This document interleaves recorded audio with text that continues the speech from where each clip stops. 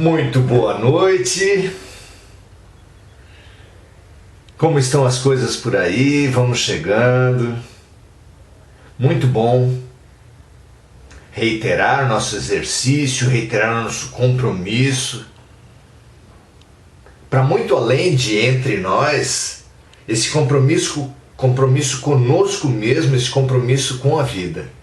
Muito bom estarmos juntos, muito bom ter você aqui nesse cantinho, nessa comunhão com os nossos amigos espirituais, entre nós e com a nossa essência. Muito bom, legal ter você aqui. Hoje vamos dar sequência no nosso estudo agora sobre a reencarnação.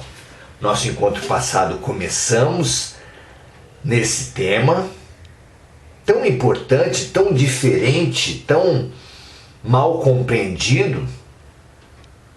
Precisamos demais desse entendimento. Não há, simplesmente não há, como acreditar em Deus sem a reencarnação. Deus não pode ser bondoso e justo, dando para certas crianças talentos fabulosos de nascença, como Mozart, caso ultra conhecido, que compôs a sua primeira sinfonia aos 6 anos de idade. Outros casos aparecem muito na internet de crianças superdotadas, muito inteligentes, ao passo que também aparece muito nos meios de comunicação crianças que passam fome, que usam drogas desde o útero materno. Como compreender uma disparidade tão grande? Algumas crianças que não vão precisar trabalhar a vida inteira, enquanto outras nascem, vivem em situação tão drástica, têm doenças congênitas que não vão conseguir sequer escrever o nome, sequer falar o próprio nome. Por que tanta diferença? Onde está a justiça e a bondade de Deus? Impossível crer nessa bondade e justiça perfeitas, exceto se entendermos que a vida não começa no berço e não acaba no túmulo. A luz da eternidade, a luz do infinito, vendo a vida atual no contexto das vidas sucessivas, tudo se modifica muito. Abre-se fabuloso espaço para uma justiça, para uma bondade, para uma exatidão de tudo o que acontece na vida de todos. Então esse estudo é realmente fundamental, é essencial aprofundarmos essa compreensão, e é isso que vamos fazer ao longo desse capítulo inteiro, vários estudos sobre a reencarnação. Venha conosco, vai ser fabuloso para todos nós. Nas questões de hoje, do capítulo 4 de O Livro dos Espíritos, fabulosa entrevista de Kardec aos espíritos mais elevados, nós estamos estudando, já fizemos um encontro passado, onde falamos basicamente, e hoje vamos estudar 4 questões de Kardec a respeito da reencarnação. A primeira delas é: qual a finalidade da reencarnação? O senso comum diz que a reencarnação, a lei de causa e efeito, o sofrimento que nós temos é a punição, é o inferno dos espíritas. De forma que quem assassinou vai ser assassinado, quem estuprou vai ser estuprado, um olho por olho, dente por dente. Simplesmente indigno de um Deus bondoso, amoroso e justo. Será que é isso que é a reencarnação? Kardec pergunta qual é a finalidade da reencarnação e a explicação é expiação. A resposta dos espíritos é expiação, melhoramento progressivo da humanidade. Sem ela, onde estaria a justiça divina? Como nós comentamos até agora. Então, sim, o que acontece numa vida é a colheita, às vezes, muitas vezes nesse nosso nível amarga, colheita amarga de um plantio equivocado. E por que essa colheita? Para punição? Não, porque muitas vezes, principalmente os mais teimosos, precisam receber a resposta dos seus erros para ter consciência deles e para poder se modificar.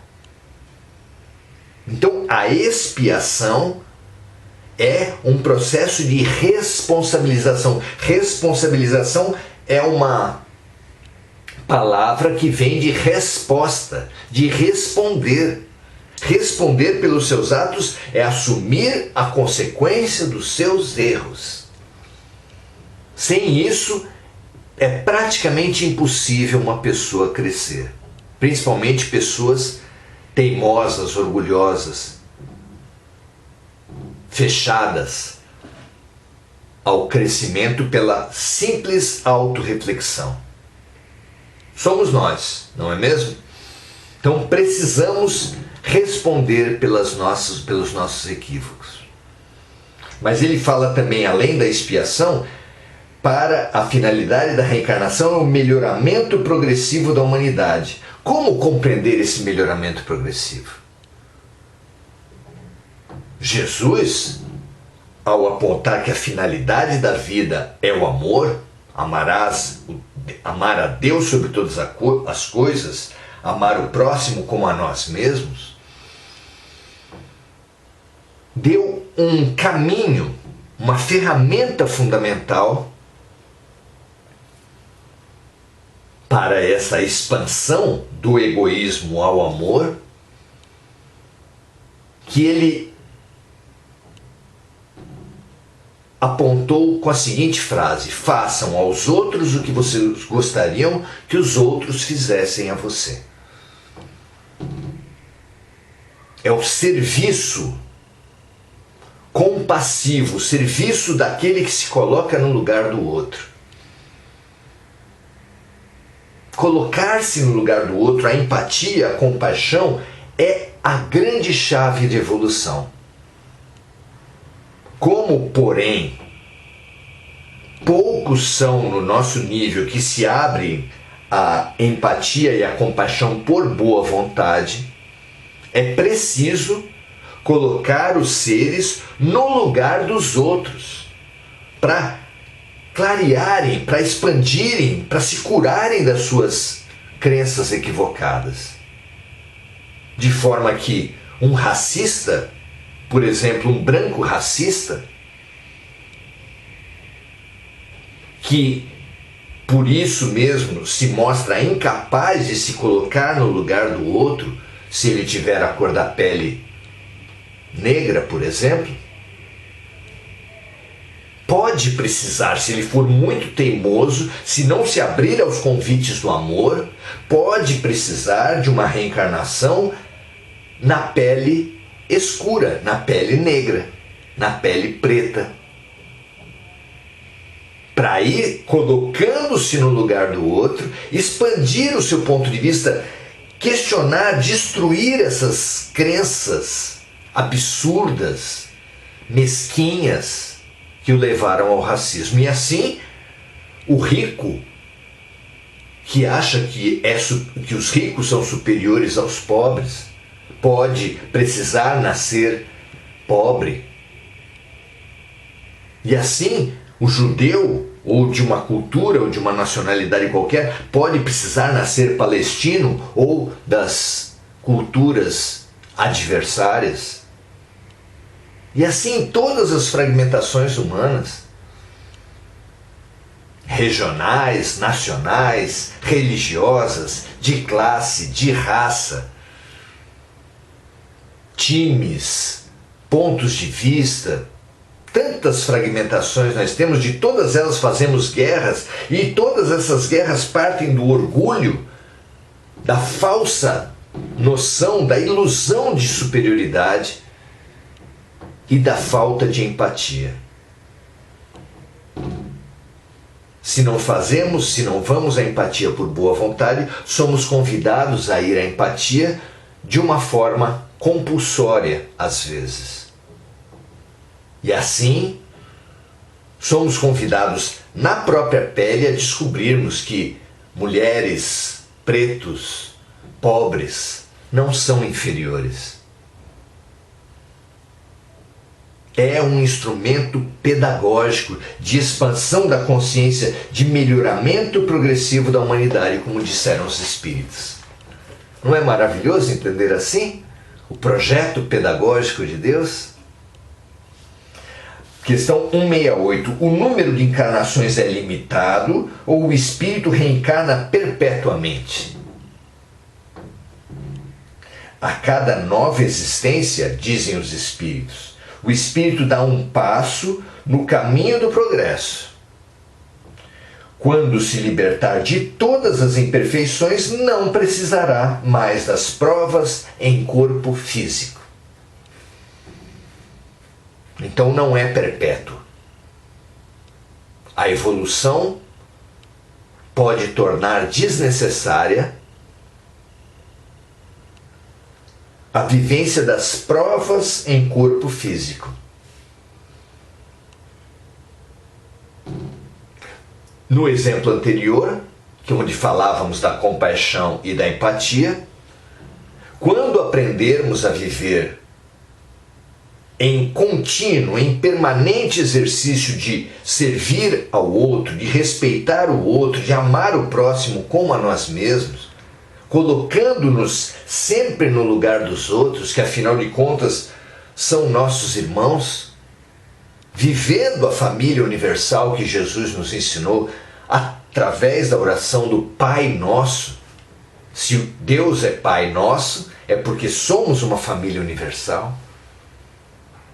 Quando atingimos esse estágio, não precisamos mais das provas em corpo físico. Que perspectiva, não é? Questão 69. O número de encarnações é o mesmo para todos os espíritos? Não, respondem os espíritos de luz. Aquele que caminha rápido se poupa de muitas provas. Mesmo assim, as encarnações sucessivas são sempre muito numerosas, porque o progresso é quase infinito. Vejam o seguinte princípio: Deus nos ama em liberdade. A única coisa que Deus, que é amor, não pode é deixar de amar. E a única coisa que o amor não pode é deixar de amar em liberdade. Então, amando-nos em liberdade, ele permite o erro, porque é parte fundamental do aprendizado. Ninguém, a rigor, aprende sem errar. E dessa forma, errando, precisa recolher os maus frutos dos seus maus plantios, precisa muitas vezes ser colocado no lugar daqueles a quem prejudicou, para, vivendo na própria pele os convites à compaixão e à empatia, expandir-se do egoísmo estreito progressivamente a uma fraternidade, a uma solidariedade, a uma compaixão, a uma caridade, ao amor. Não é? Muito bem. Questão número 170, a última do nosso estudo de hoje. haverá muito mais questões sobre a reencarnação. A questão 170 fala assim: em que se transforma o espírito após sua última encarnação? Transforma-se em um espírito bem-aventurado, em um espírito puro.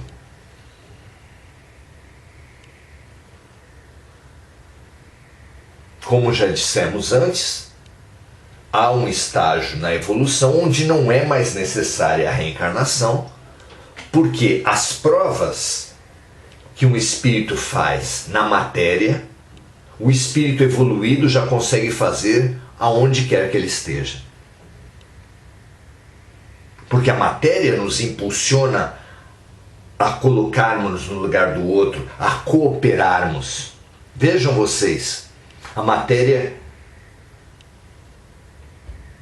nos obriga à relação homem-mulher, tão problemática, mas precisamos uns dos outros. Se homens, mulheres ou ambos se posicionassem definitivamente por não se relacionar mais, a humanidade simplesmente acabaria. E para muito além disso, Deus colocou em nós a pulsão sexual, que nos atrai uns para os outros como um imã poderoso, numa relação toda de interdependência, de complementariedade, onde para além da reprodução, os seres precisam uns dos outros para satisfazer suas necessidades mais primárias. E por que ele colocou isso assim? Pelo mesmo motivo que deu ao homem, ao ser humano, músculos pequenos, garras pequenas, presas insignificantes perante a de outros animais. Somos sempre impulsionados pela vida, a partir dos nossos corpos, mas não só a partir dos corpos, a cooperar, a confraternizar, a solidarizarmos-nos. Se o ser humano não tivesse se agregado, ele simplesmente não existiria mais, exterminado que seria pelos predadores. Para além disso, é claro que o aprendizado, o processo educativo, a educação, como depois passou-se a compreender, precisa da vida social. O processo laborativo, o processo de pesquisa elaborativo precisa da vida social. O processo religioso espiritualizador do ser humano precisa da relação humana. Partimos das necessidades mais primárias às necessidades mais mentais e espirituais, e em todas elas vemos a importância da relação humana, a importância do outro, a importância de colocarmos-nos no lugar do outro para expandirmos nossa visão de mundo, nossas práticas, nossa solidariedade. Muito legal percebermos isso, muito importante percebermos o projeto de Deus, no objetivo, no mandamento maior de Jesus, os mecanismos de evolução para alcançar esse objetivo, basicamente a compaixão e a empatia, o serviço compassivo. Jesus deixou isso bem claro, não apenas nas suas máximas, nas suas lições, mas no seu exemplo. De forma que nos posicionemos como alunos nesse projeto pedagógico para compreender, cooperar e nos expandir na grande escola divina. Maravilhoso que assim seja, que a humanidade toda possa compreender pelo menos esses primórdios do que a gente consegue compreender do projeto divino através da reencarnação. Estude, aprenda, verifique nos livros e na vida, no outro e em si mesmo, através da prática do bem, do serviço compassivo, e expanda-se. Liberte-se do egoísmo e amplie-se no sentido do amor. Que toda a humanidade possa perceber e aceitar o convite da vida, o convite de Deus. Que assim seja para vocês e para mim, para todos aqueles que estão nos nossos corações, para todos aqueles que são conosco, membros da família universal, irmãos por parte de Pai. Muito grato a todos, ótimo final de dia para vocês todos. Amanhã estaremos novamente aqui. Compartilhe, estimule os seus amigos, as suas relações, os seus parentes a também refletirem e expandirem a sua visão com Jesus, com Kardec, no projeto pedagógico do Pai. Até a próxima, um grande abraço a todos.